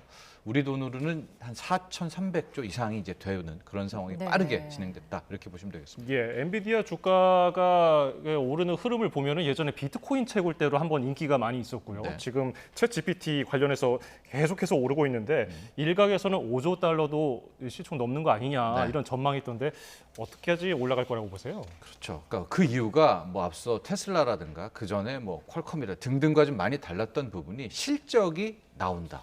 이걸 이제 업계에서 실적이 찍힌다 얘기를 하고 있는데요. 실적이 따박따박 나올 뿐더러 전분기 대비, 전년 동기 대비 나오게 되는 이익의 증가율이 거의 뭐 지구상엔 없는 그런 기업들이 나오고 있는, 그러니까 거의 실적 베이스에 기반하고 있다라고 볼 수가 있겠고, 예. 두 번째 같은 경우에 수요와 공급을 봤을 때 AI 가속기, AI 칩의 수요가 엄청납니다. 그러니까 공급이 늘 부족해요. 올해 것들 다 팔렸고 뭐 내년에 하게 될 그 다음 버전이죠. 블랙웰도 뭐 거의 다 계약이 끝났고 그 다음들. 그러니까 재고가 아예 없는, 늘 수요가 남는 공급이 부족하고 있기 때문에 그 다음에 대한 실적도 걱정도 없고요. 예. 그리고 또 하나 시장에서 걱정하는 것은 경쟁 업체의 출현 아닙니까? 그러니까 엔비디아만 이런 거 만들 수 있어? AMD도 만들 수 있잖아. 전통의 강호였던 인텔도 한번 도전해 볼 수 있잖아. 근데 시장 평가는 AMD나 인텔 거는 아예 쳐다보지도 않는다. 그러니까 거의 AI 가속기, AI 칩에 있어서는 90% 정도의 독점을 다 엔비디아 칩이 갖고 있기 때문에 이런 독점적인 지위도 함께 살펴볼 수가 있고, 아마 이런 것들 때문에 이제 계속해서 이제 4조 달러가 아니라 5조 달러 예. 뭐 그 이상도 나올 수 있다라는 호평이 나오고 있는 것 같습니다. 네, 이거는 뭐 미 증시뿐만 아니라 전 세계에서 유례를 찾기 힘든 그런 사례 아닙니까? 맞습니다. 네. 특히 우리나라도 보면 이 고점인데 이 고점에서도 서학개미들이 계속해서 뛰어들고 있거든요. 예. 실질적으로 지난주 한 해를 놓고 본다면은 하루에 거의 3천억씩, 그러니까 일주일에 거의 1조 정도를 엔비디아를 샀던 걸로 지금 파악이 되고 있고, 그것도 유례 없네요. 예, 우리만 사고 있는 것이 아니라 전 세계의 투자자들이 엔비디아를 사고 있고요. 또 하나가 이제 ETF라고 해서 반도체 관련한 ETF들은 항상 그 시장의 비중에 맞춰서 그 해당 종목들, 뭐 애플이든 뭐 이런 것들을 샀다 팔았다 해야 되지 않습니까? 이렇게 엔비디아가 순간적으로 시가총액 1위가 되면서 비중이 커지니까 기계적으로 또 사는 거예요. 즉 아하. ETF는 주가와 상관없이 비중만 보고 있기 때문에 여기에서 수급이 또 들어오고. 근데 보통 우리가 주가는 수급과 실적의 뭐 하모니다 이렇게 얘기하잖아요. 예. 수급과 실적에 수급 뭐 ETF처럼 기관도 사고 우리 개인도 사고요. 실적은 따박따박 잘 나오고 아마 그런 것들로 봐서 유일한 단점은 단점이 없다는 게 단점. 뭐 그 정도가 세간에 나오고 있는 이야기. 예. 지금 대장주인 엔비디아뿐 아니라 다른 AI 관련주도 덩달아서 뛰는 경우가 좀 있거든요. 엔비디아의 HBM을 납품하는 SK 하이닉스. 그러니까 지금 우리나라 반도체 쪽도 좀 고공행진을 하고 있는 것으로 보이는데요. 그렇습니다. SK 하이닉스도 사상 최고가를 달리고 있는 것이요. 예. 그러니까 GPU라는 거와 CPU 뭐 어렵지가 않습니다. 이제 아까 말한 것처럼 대결을 막 하는 거예요. 예. GPU가 1대 다로 막 싸우고 있는데 이제 그건 연산을 한다, 뭐 우리가 학습을 한다, 최적화를 싸우고 있지만 이 혼자서는 안 되고요. 메모리라는 어디선가 기억되어 있는 이 자료를 투입을 해서 그거를 힘을 갖고 싸운다라고 할 수가 있지 않겠습니까? 예. 그 자료를 공급하는 게 우리가 잘 아는 삼성전자, SK하이닉스의 메모리 반도체인데 이 GPU 방식에서 필요한 메모리 반도체는 과거의 메모리 반도체, 뭐 D램이라든가 이런 방식과 좀 다릅니다. 왜냐하면 엄청나게 많은 적군과 막 싸워야 되니까 이 기억 저장소에 있었던 메모리들에 나온 자료들도 숭통숭통 공급이 돼야 되지 않습니까? 예. 그래서 나오는 것이 이제 고대역폭 메모리라고 하는 HBM입니다. 기존의 것들을 위로 쫙 싸서 이제 Q만 주면 부탁해 하면 자료들이 2차선으로 나오는 게 아니라 저 예. 기억대에 있는 저 메모리 반도체에 들어있는 자료들이 16차선으로 그냥 투입이 돼야 돼요. 그러니까 저 HBM이라는 게 정말 이제 AI 반도체 가속기에 들어가게 되는 차세대 메모리 반도체였었고 저게 바로 SK 하이닉스가 이제 만들어내면서 엔비디아와 짝꿍이 되면서 정말 그야말로 또 한 번의 실적에 뭐 히트를 쳤다라고 볼 수가 있겠고요. 최근 보면 저게 거의 SK 하이닉스가 잡다가 마이크론도 우리나라의 이제 한미 반도체라는 또 하나 TC본도 저 위로 쌓을 때 필요한 저 장비를 만드는 회사가 있거든요. 예. 거기랑 손을 잡으면서 또 마이크론도 저 고대역폭 메모리 HBM3를 또 만들면서 납품을 하고 있고. 다만 이제 삼성전자가 이제 도전을 잘 안 돼서 삼성전자는 그 다음 단계 HBM3E의 8단, 이제 8단과 12단을 쌓는 이제 이제 고대역폭 메모리를 납품을 하려고 하는데 엔비디아와 계약을 하려고 하는데 이제 그게 된다 안 된다라고 해서 최근에 좀 화두가 있었던 아마 그런 것들까지 한다면 이제 삼성전자도 굉장한 궤도에 오르지 않을까 이렇게 보고 있습니다. 네. 그래서 이 AI 반도체주의 상승세가 어디까지 이어질까 이게 사람들의 관심사 아니겠습니까? 네. 근데 굉장히 극과 극으로 또 나뉘더라고요. 평가가 뭐 2년 안에 10배가 오른다. 네. 엔비디아가 더 오를 것이다. 네. 아니면 내년에는 98%가 하락할 것이다. 이렇게 극적으로 나뉘더라고요. 한 2달 전, 석 달 전만 해도 진짜 50대 뭐 50이라고 하면 좋을 것 같은데 석 달 전에 아까 말한 것처럼 이제 당장 내년에 절반 반토막 난다 이런 분들이 그냥 다 시장에서 퇴출됐습니다. 왜냐하면 주가가 그 뒤로 올해만 170%가 올랐거든요. 예. 올해만 거의 3배 가까이가 올랐기 때문에 좀 비관적인 전망을 하는 분들은 현재로서는 거의 좀 없고 낙관 일색인데 비관적인 분들이 하는 견해 왜 이분들은 이제 폭락할 것이다라고 이제 바라보냐면 지금은 이제 수급이 타이트하죠. 그러니까 계속 살려고 하고 있는데 이거를 누가 사주냐? 클라우드 업체들, 그러니까 데이터 센터를 막 지어서 그런 데이터를 가지고 활용을 해서 수익을 올려야 되는 곳들이 나도 살래 이제 하면서 AI 데이터 센터를 건립하기 위해서는 이게 필요하니까. 그런데 이 업체들이 어느 순간에는 멈출 것이다. 왜냐하면 그걸 가지고 돈을 벌어야 되는데 그래야 그 AI 데이터 센터를 짓는 곳들도 되게 투자할 것 아니겠습니까? 근데 어느 순간에 이들이 각성을 하고 우리는 돈 못 버네? 그럼 조금만 더 기다렸다가 뭐 클라우드나 이런 것들을 확장하지라는 그런 각성이 나올 경우에는 지금 이 로직이 굉장히 탄탄하잖아요. 계속 산다, 뭐 계속 수요는 붙는다. 거기서 좀 멈칫하게 될 경우에는 지금 너무 좋았기 때문에 예. 그 이상의 또 급락할 것이다라는 이야기 하나. 수급에 있어서는 제가 앞서 이제 ETF들이 거침없이 산다라고 이야기를 했는데 또 이게 조금만 삐끗하면 ETF는 어떤 단점이라고 할 수 있냐면 그 기업이 아무리 좋아도 그냥 매도 랠리가 또 나옵니다. 왜냐하면 떨어지는 것만큼 또 더 비중을 줄여야 되니까. 그래서 또 그럴 거 주가 하락을 가속화할 수 있는 그런 ETF의 역설 그런 것 수급도 존재한다라는 것이 우리 앵커도 지적한 이제 내년 50% 폭락설인데 많이 사라진 것 같아요. 지금 비관론자들은 현재로서는요. 예. 이런 가운데 또 엔비디아 내부자들이 그러니까 내부 직원들이 주식을 팔고 있다는 얘기가 들리는데 이건 왜 나오는 얘기입니까? 그게 이제 두 가지 뭐 여기서 해명을 했지만 계획하에 판다, 보고하에 판다라고 할 수 있고요. 임직원들이 연초에 판 돈이 7억 달러 정도의 규모라고 합니다. 근데 계속해서 엔비디아는 이게 뭐 수습하는 게 아니라 보고하고 계획하에 파는 것이다라고 이야기를 했고요. 7억 달러라고 하면은 한 8천억, 뭐 9천억 정도가 되지 않습니까? 그 규모가 잘 가만히 안 되시면 지난주 우리 서학기미들이 엔비디아를 산 그만큼을 이들이 팔았다고 그 정도의 양 규모다라고 생각하시면 될 것 같습니다. 내부자들의 매도가. 네, 지금 젠슨 황 CEO가 세계 부자 순위 11위에 단숨에 뛰어 올랐습니다.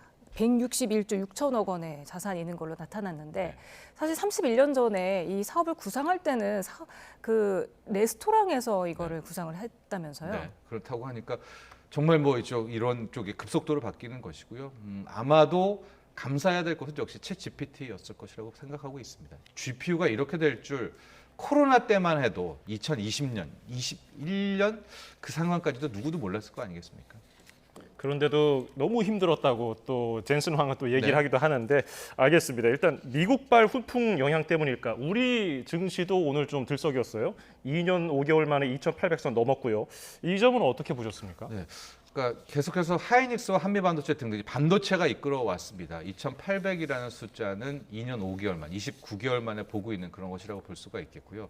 또 하나 의미가 있는 게 보통 저렇게 2년 5개월, 29개월 만에 2,800을 봤다라고 하면 당연히 드는 생각은 삼성전자가 잘했네, 삼성전자가 달렸겠네라고 하는데 삼성전자가 가까스로 8만전자는 됐지만 삼성전자가 이끌어낸 지수 상승은 아니었고요. SK 하이닉스와 또 하나의 우군이 있었던 게 자동차였습니다. 현대차가 지금 알게 모르게 사상 최고가를 찍으면서 자동차와 하이닉스 또 한미반도체 이들의 힘으로 왔다라고 볼 수가 있습니다.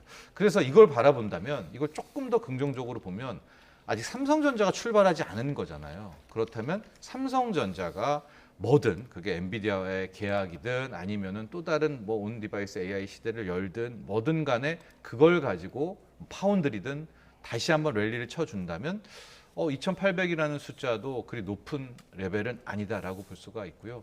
또 하나 우리 주식시장의 좀 긍정적인 측면이 우리가 별 기대를 안 했던 기업들의 실적이 깜짝 놀랄 정도입니다. 대표적인 이제 화장품 관련주죠. K-뷰티라고 하는데 뭐 그 선크림 몇 개 팔아도 되겠어, 뭐 중저가 브랜드잖아 했던 것들이 지금 뭐 몇십 프로 이상씩의 이 수익을 실제로 내고 있고 성장성도 함께 갖추는 모습들이 있고요. 또 하나가 식음료입니다. 뭐 가령 뭐 불닭, 뭐 땡땡면 같은 것들이 팔리면 얼마나 팔리겠어 했는데 이게 뭐 판을 뒤집을 정도의 이 수출 실적이 나오게 되면서 식음료, K-뷰티, 거기다 자동차, 그리고 앞서 말했던 이제 하이닉스를 위시로 한 메모리 반도체 이런 것들이 현재 주가를 여기까지 끌어올렸기 때문에 현재 시장에서는 이제 마지막 한 큐죠. 이제 금리 인하에 대한 가능성, 달러의 약세까지 더해준다면 오늘자 삼성증권 같은 경우에는 코스피 3,150을 연내에도 갈 수 있다. 이런 분석도 함께 나오고 있습니다. 네. 그러면 하반기 증시의 최대 변수를 꼽는다면은 뭘 꼽을 수 있을까요? 재료 측면에서는 역시 우리 쪽은 이제 삼성전자가 얼만큼 해주느냐를 볼 수가 있을 것 같고요. 글로벌적으로 보면 미국의 이제 금리 인하에 대한 가능성. 더 중요한 건 금리 인하를 하냐 안 하냐보다 일단 금리 인하에 대한 분위기가 쫙 깔리면서 시장 금리라고 할 수 있는 이 10년물 국채 금리가 좀 여름이라도 8월이라도 7, 8월에도 빠르게 떨어져서 현재 한 4.2% 정도 되거든요. 10년물 국채 금리가. 이게 앞단이 한 3자를 빠르게 본다면 뭐 3.9%, 3.8까지만 실제 금리를 안 내렸어도요. 먼저 시장 금리가 떨어져 준다면 주식은 굉장히 빠르게 달릴 수가 있겠다라고 볼 수가 있어서 얼만큼 빠르게 금리 인하에 대한 기대감이 확산되는가인데 그럼 그 기대는 어떻게 확산되는가? 물가 지표와 공여 지표가 나쁘다기 표현보다는 좀 부진하게 나와야 되는 건 아니겠습니까? 예. 그래서 얼마 엊그제도 미국의 소비 지표가 나쁘게 나오니까 시장이 또 한번 환호를 했고요. 당장에 우리가 바라볼 부분이 곧 있으면 다음 주에 PCE 물가 나오고 7월 첫째 주에 미국의 6월 고용 나오고 그다음에 6월 물가 나오고요. 하고 7월에 그 둘째 주 사이에 미국의 2분기 경제 성장률, 예. 2분기 GDP 성장률이 나오거든요. 저는 이게 오히려 커서 여기서 앞자리가 1%대 또 나와버린다면 저는 이제 시장은 그냥 무조건 금리 인하야 하면서 하든 안 하든 먼저 금리가 떨어질 수 있겠다. 시장 금리가 이렇게 바라보고 있습니다. 알겠습니다. 오늘 말씀 여기까지 듣죠. 정철진 경제평론가였습니다. 고맙습니다. 감사합니다. 여전히 제주도에는 오락가락 장맛비가 내리고 있습니다. 장마의 시작부터 강하고 많은 비가 쏟아지고 있는데요. 서귀포에는 시간당 50mm 이상의 강한 비가 집중되면서 220mm 이상의 폭우가 쏟아졌고요. 그 밖에 제주도에도 100mm 안팎의 많은 비가 내린 상황입니다. 앞으로 내릴 비의 양은 최고 40mm로 많지 않겠습니다. 하지만 이미 많은 비가 내린 상황에서 추가로 비가 더 내리는 만큼 피해 없도록 대비 잘해 주시기 바랍니다. 제주도의 비는 내일 새벽에 모두 그치겠고 이후 남부지방을 중심으로 구름만 많이 끼겠습니다. 다만 강원과 호남 동부에는 한때 돌풍과 벼락을 동반한 소나기가 쏟아지는 곳이 있겠습니다. 내일은 다시 전국적으로 기온이 크게 오릅니다. 서울 낮 기온이 33도, 광주 30도까지 오르는 등 더위가 주춤했던 남부지방도 예년 기온을 웃돌며 더워질 전망입니다. 날씨 정보였습니다.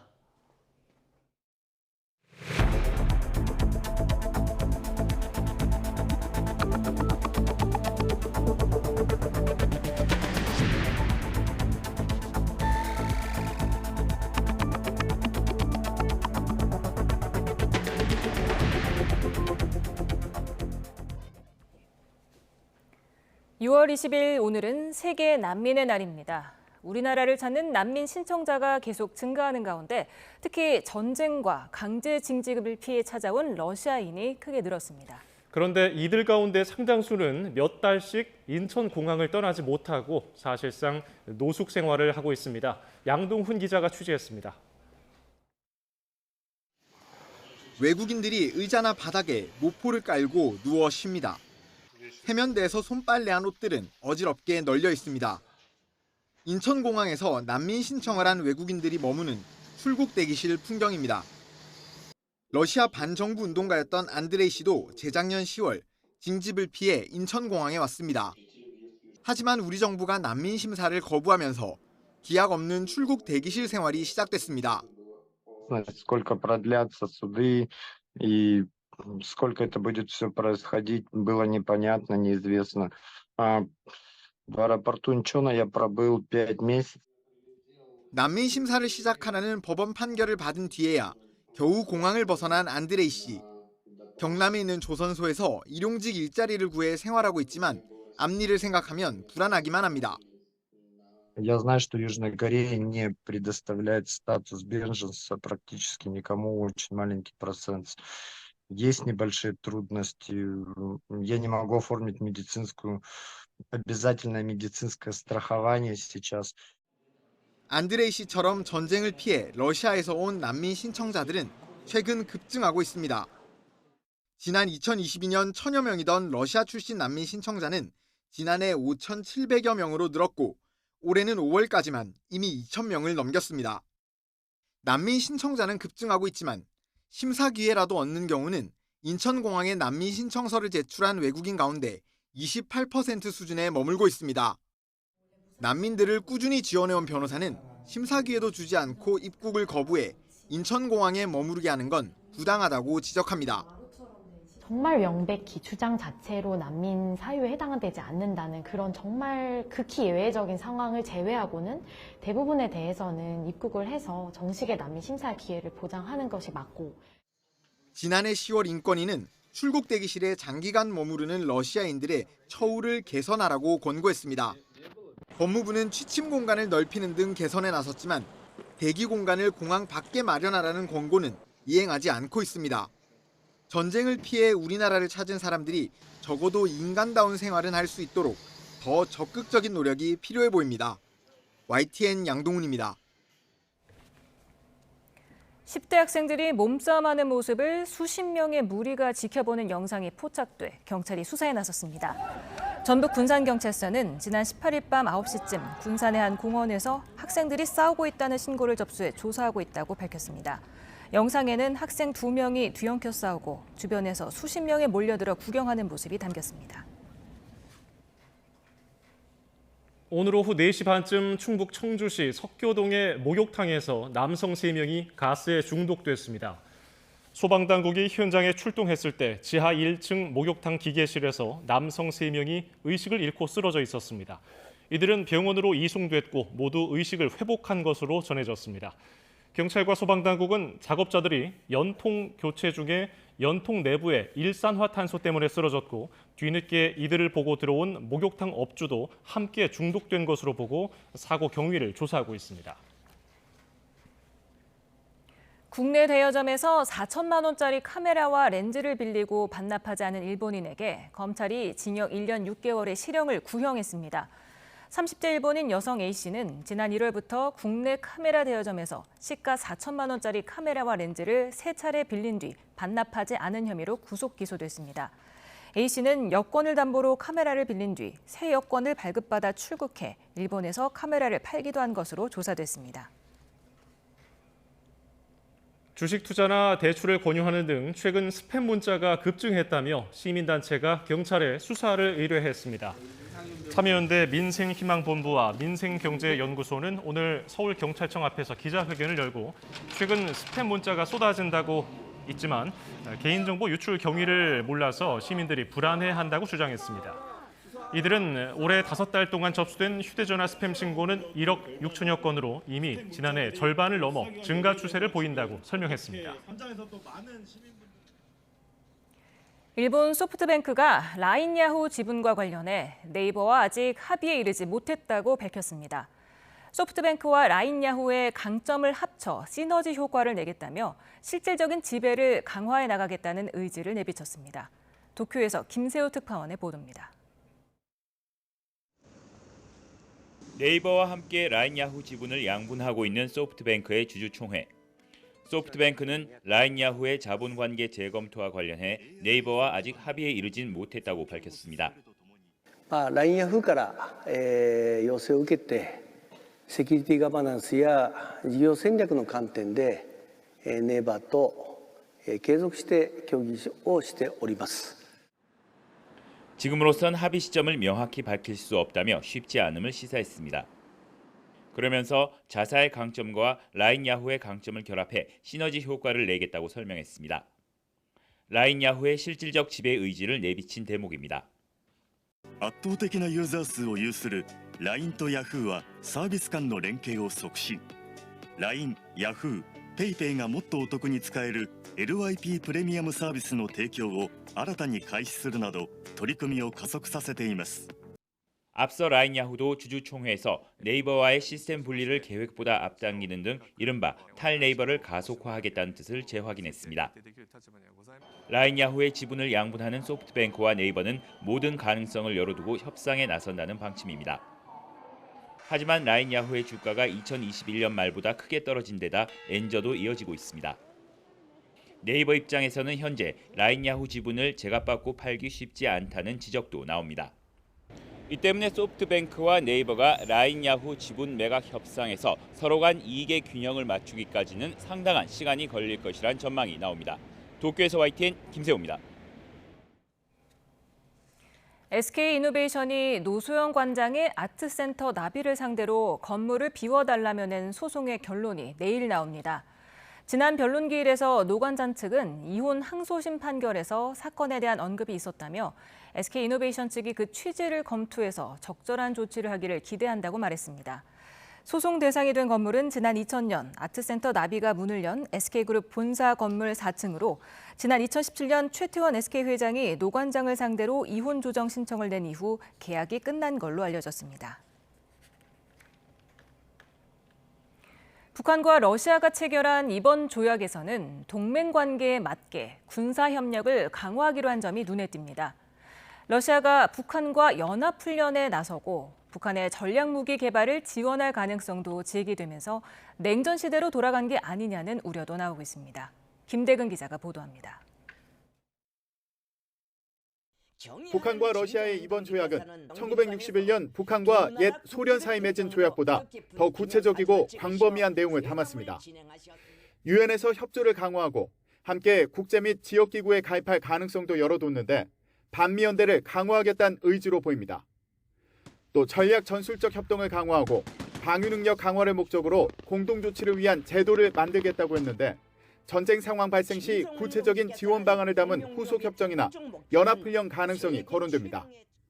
미국이 주도하는 다양한 양자 다자간 동맹에 대응하는 새로운 안보 메커니즘으로 상하이 협력기구를 고려하고 있는 것으로 보여지고 동러 간 군사협력의 우선순위는 연합군사훈련이 될 가능성이 높습니다.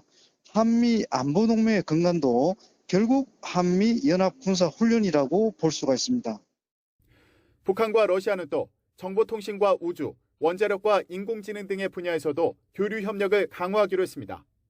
이런 첨단 분야에서의 협력이 자칫 북한의 무기 개발로 이어질 수 있다는 전망도 있습니다. 냉전 시대를 뛰어넘는 군사기술 협력으로 이어질 수 있다는 겁니다. 냉전 시대의 북한과 러시아 간의 어떤 군사 분야에서의 기술적 협력은 상당히 미미한 수준이었습니다. 북한이 러시아로부터 필요한 무기를 도입해오는 선에서 그쳤다면은 지금은 그것이 아니라 오히려 냉전 시대보다 훨씬 더 진전된 군사기술적 협력을 지금 하고 있기 때문에 냉전 시대보다 더 위험해졌다라고 보여집니다. 이렇게 양국 사이 관계를 동맹 수준으로 끌어올리겠다는 약속이 그대로 실현될지는 좀 더 지켜봐야 합니다.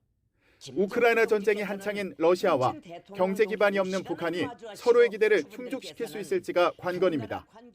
지금 북한은 약간 착각을 하고 있을 수도 있어요. 61년도에 상호 원조 조약 당시처럼 모든 거 공장서부터 모든 인프라까지 그리고 모든 군사 기술을 다 러시아가 거저주는 그런 원조 경제 지원에 너무 익숙해 있다 보니까 경제난과 그 국내외 여러 가지 현안이 산적해 있는 러시아가 북한의 기대에 부응할 수 없겠죠. 하지만 북러가 조약을 앞세워 모든 방면에서 협력을 강화해 나갈 경우 국제사회의 대북 제재가 허물어지고 북한에 각종 도발의 빌미를 줄 수 있다는 점은 우리에게 가장 우려스러운 부분입니다. YTN 김대근입니다. 정부는 푸틴 대통령 방북을 계기로 러시아가 소련군의 6.25 참전 사실을 처음으로 공식 인정했다고 평가했습니다. 통일부 당국자는 푸틴 대통령이 확대 정상회담 모두 발언에서 6.25 전쟁 당시 소련 조종사들이 수만 번 전투 비행을 했다고 말했다며 이같이 밝혔습니다. 이 당국자는 소련 공군 조종사들이 6.25 전쟁에 투입된 사실은 널리 알려져 있었지만 소련과 러시아가 공식적으로 확인하진 않았다며 푸틴 대통령이 이번 방북에서 처음으로 공식화한 거라고 설명했습니다. 영유권 분쟁 수역인 남중국해 해상에서 중국 해경선이 필리핀 해군 함정을 들이받고 도끼를 꺼내들며 위협하는 영상이 공개됐습니다. 필리핀은 해적 같은 행위라며 배상을 요구했지만 중국은 영해 침범에 따른 적법한 조치라고 일축했습니다. 김도원 기자입니다. 무리지어 몰려온 중국 해경 보트들이 필리핀 해군 보트를 에워쌌습니다. 양국 선원들이 서로 소리를 지르며 대치하는 상황. 중국 해경 가운데는 손에 도끼를 든 사람도 있습니다.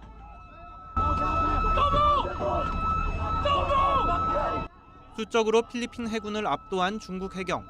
필리핀 보트를 들이받고 칼로 찌르기도 합니다. 필리핀 해군 한 명은 엄지손가락을 잘렸고 여러 명이 다쳤습니다. 영상을 공개한 필리핀 군 당국은 고급 임무를 수행하던 함정을 중국 해경이 가로막고 무기와 장비를 빼앗았다고 주장했습니다. 해적 같은 행위라며 배상도 요구했습니다. 중국은 긴장을 고조시킨 건 오히려 필리핀 쪽이라고 일축했습니다. 故意冲撞中方的船只，非人员还对中方的执法人员泼水、投掷物品等。有关的做法明显加剧了海上的紧张局势，严重威胁中方人员和船只的安全。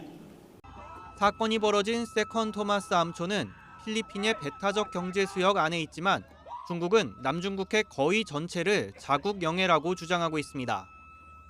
중국은 지난 15일부터 해역에 진입하는 외국인을 구금하겠다고 밝힌 상태입니다. 이번 사건을 두고 미국은 동맹국인 필리핀을 방어할 의무가 있다고 강조해 남중국해가 또 하나의 화약고가 될 수 있다는 우려가 나옵니다. YTN 김도원입니다.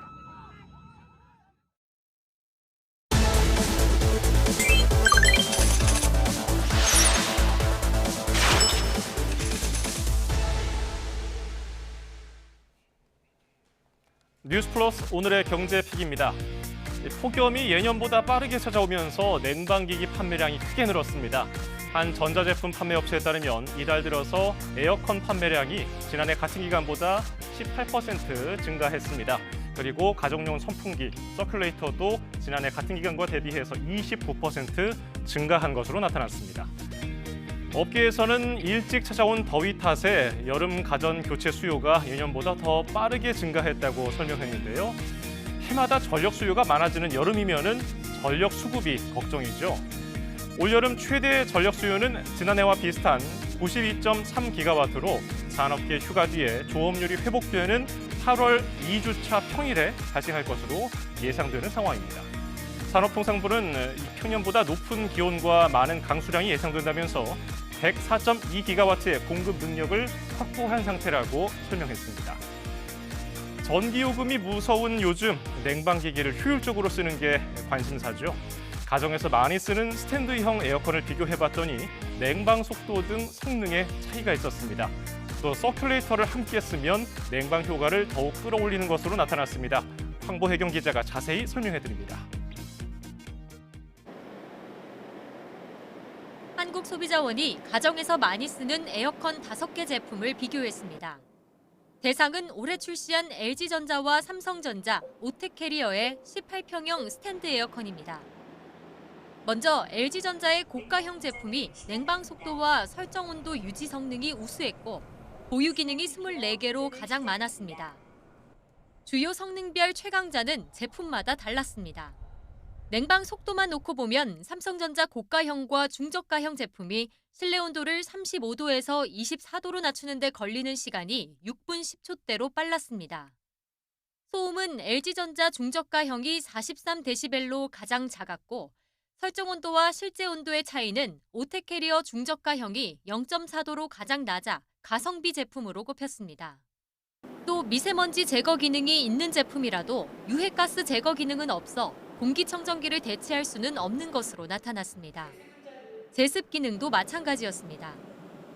에어컨의 제습 모드는 일반 제습기와 작동 방식이 달라 사계절 제습 및 빨래 건조 용도로는 제습기를 대체할 수 없습니다. 에어컨을 효과적으로 쓰는 방법은 서큘레이터를 함께 이용하는 것입니다.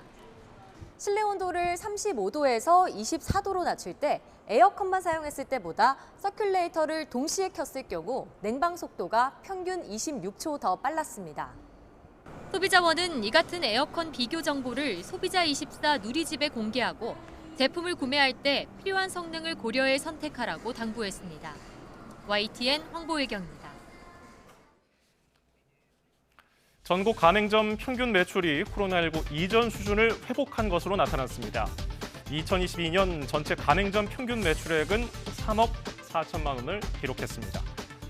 특히 외식업 평균 매출이 12% 넘게 오르면서 매출액 상승을 이끌었습니다. 하지만 가맹점주들 웃을 수만은 없습니다. 점주들이 사야 하는 품목을 가맹본부가 팔면서 챙기는 차액 가맹금, 일명 유통마진이 늘었기 때문입니다. 이는 브랜드 사용료인 로열티와는 별도로 내야 하는 돈입니다.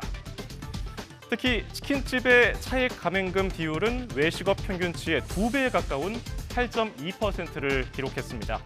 금액으로 따져보면 치킨 가맹 본사는 가맹점 한 곳당 평균 3,500만 원씩 차액 가맹금을 챙기는 것으로 나타났습니다. 도대체 원가가 얼마냐?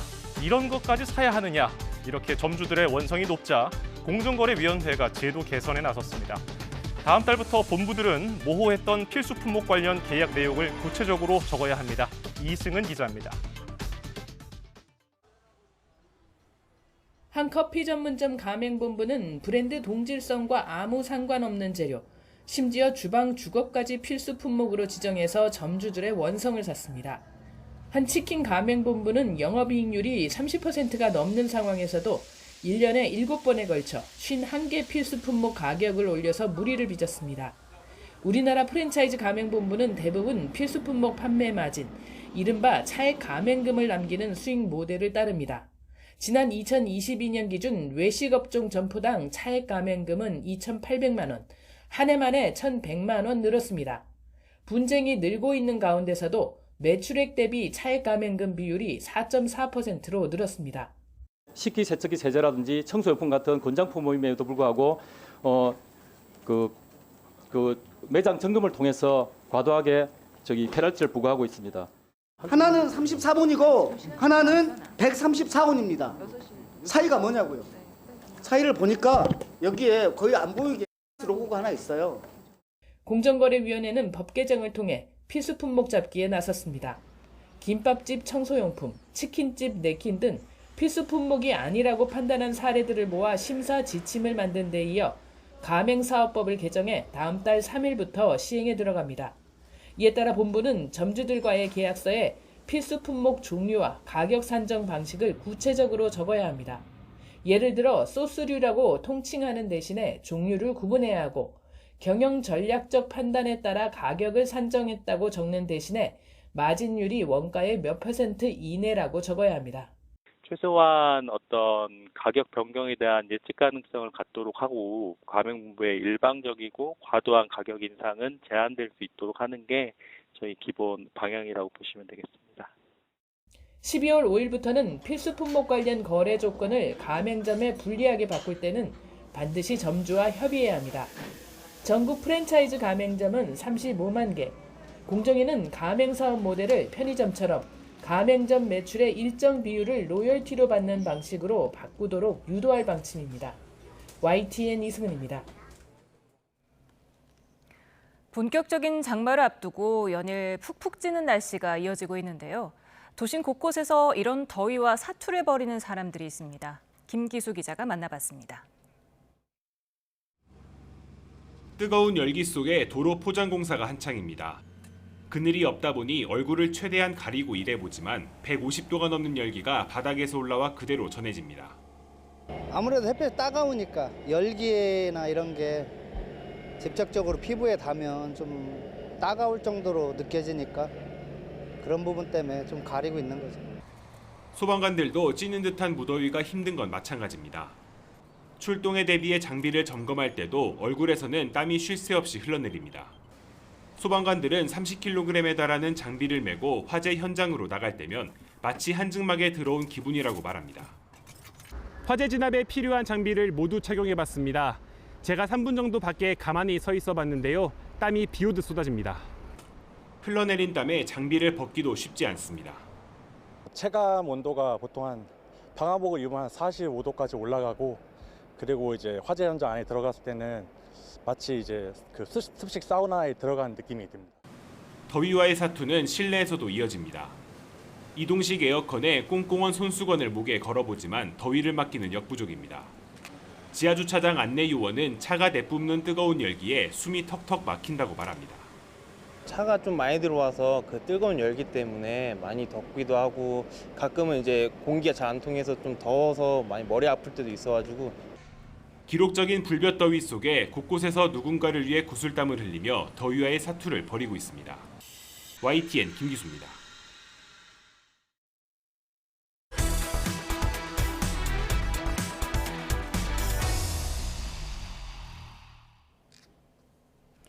수도권 시민의 식수원인 팔당 상수원을 끼고 있는 곳이죠. 경기도 광주는 도시와 농촌이 조화를 이루는 도농 복합 지역입니다.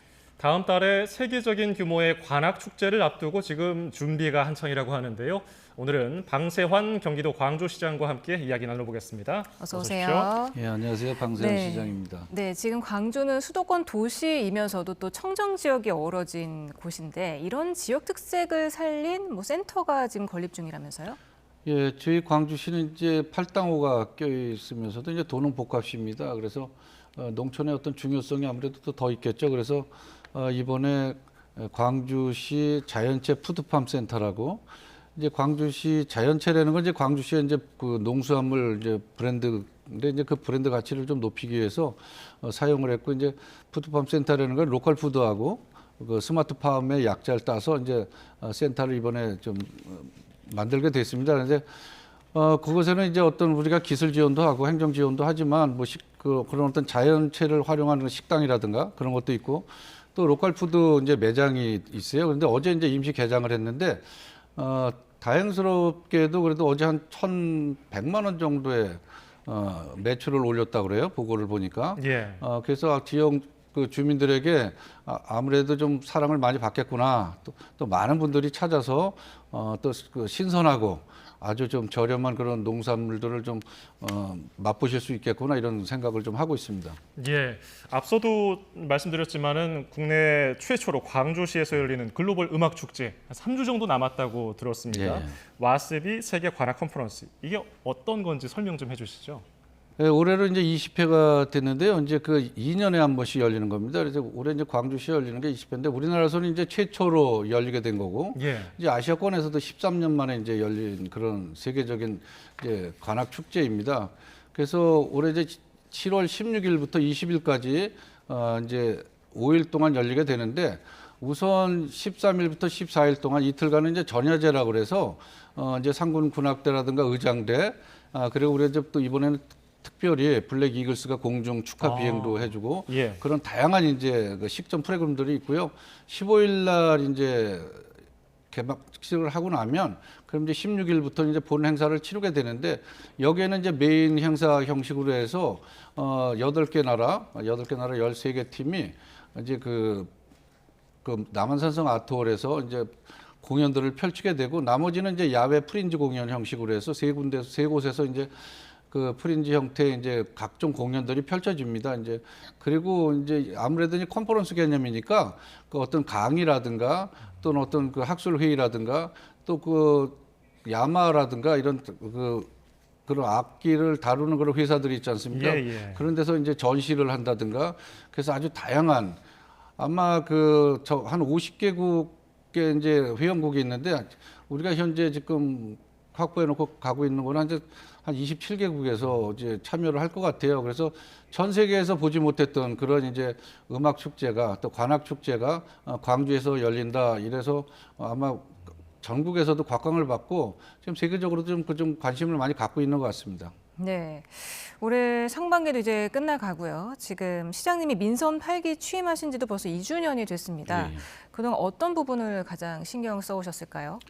아무래도 광주시가 이제 벌써 40만을 넘어가고 있습니다. 그런데 아무래도 그 규제가 많은 지역이지 않잖아요. 예. 그러다 보니까 인구는 많고 또 어떤 도시의 팽창은 되는데 거기에 따른 이제 인프라가 이제 부족한 실정입니다. 그래서 이제 도로라든가 철도라든가 그래서 교통망을 좀 더 확충을 해서 출퇴근이라든가 이런 부분에 있어서 좀 신경을 좀 많이 쓰려고 그러고요. 그렇게 많은 인구가 있는데도 불구하고 어떤 자족 기능이 떨어지는 부분들이 그런 어떤 쇼핑몰이라든가 뭐 종합병원이라든가 이런 부분들에서 지금 거의 없다시피 해요. 예. 그래서 그런 광주 역세권 개발을 통해서 그런 시민들이 즐길 수 있는 그 여가 공간이라든가 또 그런 이제 거점 공간을 좀 마련해서 좀 광주시의 어떤 성장 동력을 좀 확보하는 것이 우리가 생각이고요. 그리고 이제 좀 전에 말씀드렸지만 이제 도로에 대한 부분들 더 신경을 좀 많이 써야 될 부분들이고 또 하나는 또 그 시가 좀 활력을 불어넣어야 되잖아요. 그래서 이번에 사실 세계 관악 컨퍼런스도 유치했고 그래서 또 26년도에는 저희가 경기도 종합체육대회를 이제 광주시에 유치했습니다. 그래서 예. 그렇게 되면 이제 광주시가 그야말로 50만 자족 도시로서 그런 도시 구조의 완성도도 높이면서 시민의 좀 활력을 불어넣을 수 있는 그런 수도권 최고의 도시가 되지 않을까 이런 기대를 하고 있습니다. 예. 지금 여러 가지 계획 중에서 조금 전에 언급해 주신 역세권, 그 곤지암 역세권 도시개발 사업은 어떻게 진행이 되고 있습니까? 현재는 이제 광주 역세권 이제 개발 사업이 우선이고요. 좀 전에 말씀드렸지만 그 이제 컨소시엄 형식으로 해서 한 2조 2천억 정도가 투입이 되는데 거기에는 이제 다양한 이제 그 지식산업센터라든가 쇼핑몰이라든가 종합병원이라든가 또 아이들의 이제 그런 놀이시설이라든가 그런 웨딩홀 같은 거 그래서 이런 것들이 이제 많이 들어가게 돼 있습니다. 그래서 지금 현재 보면 그 경제 유발 효과가 한 2조 정도 된다고 보고요. 예. 그리고 이제 부가가치 효과도 한 지금 1조 정도 좀 보고 또 거기에 따른 고용 창출도 한 9,000명 정도를 우리가 기대하고 있습니다. 그래서 광주 역세권이 이제 개발이 이제 완성 단계에 이르면 거기에 보조를 맞춰서 초월 역세권, 곤지암 역세권, 그리고 이제 삼동 역세권 개발 사업이 지금 현재 이제 용역이 거의 완료 상태에 들어가 있어서 일단은 로드맵은 거의 나온 상태입니다. 그래서 이제 그 부분들이 이제 완성이 되면 이제 그야말로 이제 광주시가 역세권을 중심으로 해서 이제 어떤 삶이 윤택해질 수 있는 그런 어떤 여가라든가 또 그런 어떤 쇼핑 관련돼 있는 여러 다양한 이제 분야에서 좀 활력을 불어넣을 수 있는 그런 이제 구조를 갖추게 되는 거죠. 네, 그런가 하면 수도권 동남부의 중심지 역할을 할 수 있는 거점 도시, 교통 거점 도시 광주를 위한 대책도 마련하셨다면서요? 예, 아무래도 저희가 2030년을 기준으로 해서 전국 철도 시대를 좀 열려고 지금 하고 있습니다. 그래서 현재 이제 5개 이제 철도망이 되어 있는데 현재는 이제 그 용인에 이제 남사까지 가는 이제 경강선 연장 사업이 이제 용인의 이상일 시장님하고 이제 잘 만들어 가고 있고, 그리고 이제 지금 수광선, 수서 광주선은 현재 사업이 추진 중에 있습니다. 그리고 이제 미래 3동선을 좀 더 확장을 하기 위해서 신상진 성남시장님하고 지금 MOU까지 맺고 이제 국가에다 이제 건의까지 지금 해놓고 있는 그런 상황입니다. 그리고 이제 그 GTX D 노선이 이제 그 우리가 그 경강선을 통해서 그 여주에서 이제 그 원주까지 가는 그런 노선인데요. 이제 그걸 통해서 우리가 이제 강릉까지도 철도로다가 통해서 이제 강릉까지도 갈 수 있는 그런 교통망이 구축되는 거고, 그리고 이제 그 오포 쪽에는 약간 이제 동떨어진 지역일 수도 있는데 그 지역은 이제 그 판교 오포선이라고 해서 그래서 우리가 이제 그런 광역 철도망으로 이제 접근을 해서 그렇게 해서 이제 5개 철도망을 통해서 우리가 이제 광주가 이제 동남부의 어떤 그 철도 거점 시대를 여는 거죠. 예. 그렇게 좀 준비를 좀 하나하나 하고 있습니다. 그렇군요. 앞으로 경기시의 경기 광주시의 이제 미래를 기대하는 우리 시청자 여러분께 끝으로 한 말씀 하신다면요. 예, 그동안에 너무 부족한 그런 인프라, 그런 도시 구조를 갖고 있던 게 지금 광주시입니다. 그래서 저희들이 제가 이제 민선 8기에 이제 들어서면서 이제는 좀 제대로 된 도시 구조도 갖추고 그렇게 하고 시민들에게 어떤 활력도 불어넣고 그래서 가장 그 수도권에서 살기 좋은 그런 도시를 만들겠다. 그래서 그 도시 구조의 완성도도 높이고 시민들에게 그 활력도 불어넣기 위해서는 지금 현재 말씀드린 그런 기반 시설이라든가 주민 편익 시설이라든가 이런 부분들에 대해서 좀 더 집중력을 갖고 열심히 그 도시를 만들겠다, 이런 말씀을 좀 드리겠습니다. 네, 지금까지 방세환 경기도 광주시장과 말씀 나눠봤습니다. 고맙습니다. 네, 고맙습니다.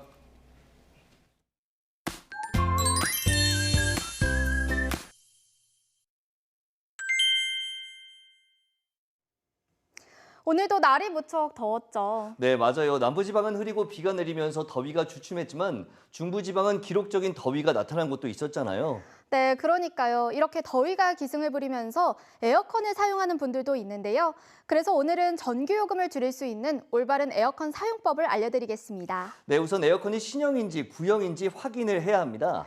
네, 보통 2011년 이전에 만들어진 제품은 구형일 가능성이 높고요. 구형의 경우에는 온도를 유지하기 위해 실외기가 자동으로 꺼졌다 켜졌다를 반복한다고 합니다. 네, 따라서 목표한 온도에 도달한 이후에 2시간마다 수동으로 가동을 멈춰주면 전력 사용량을 줄일 수 있습니다.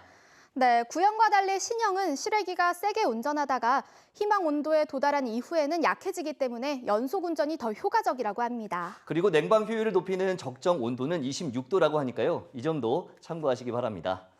네, 내일은 전국적으로 30도 안팎의 더위가 나타나겠습니다. 서울 33도, 광주 30도까지 오르는 등 오늘 흐리고 곳곳에 비가 내리며 더위가 주춤했던 남부지방도 다시 기온이 크게 오르겠습니다. 한편 제주도는 비가 내리다가 내일 새벽에 모두 그치겠고 낮 동안에는 남부지방을 중심으로 구름이 많이 끼는 가운데 전국적으로 자외선이 강해지겠습니다. 네, 또 오후에는 대기가 불안정한 강원과 호남 곳곳에 벼락과 돌풍을 동반한 요란한 소나기가 지나는 곳이 있겠습니다. 주말에는 제주도에 이어 남부지방에도 장맛비가 내리겠고요. 서울을 제외한 그 밖의 중부 곳곳에도 비가 내릴 전망입니다. 지금까지 날씨 캔버스의 김수연, 원희다였습니다. 오늘 저희가 준비한 뉴스 플러스는 여기까지입니다. 잠시 뒤에는 뉴스퀘어 저녁 8시 뉴스가 방송됩니다. 고맙습니다.